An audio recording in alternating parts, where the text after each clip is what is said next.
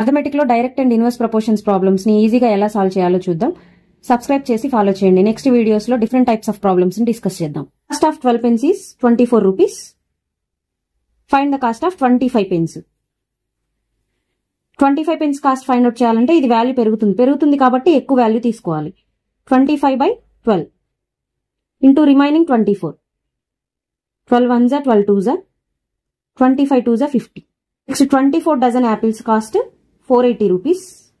Cost of 1 gross apples. 1 gross అంటే 12 dozen. 12 dozen apples. 12 dozen apples అంటే value తగ్గుతుంది కాబట్టి తక్కువ బై ఎక్కువ తీసుకోవాలి.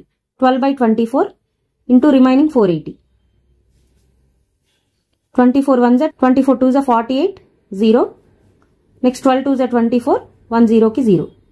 So 12 dozen apples cost 240 rupees. అంటే వాల్యూ ఇంక్రీజ్ అయితే ఎక్కువ బై తక్కువ ఇంటూ రిమైనింగ్ తీసుకోవాలి.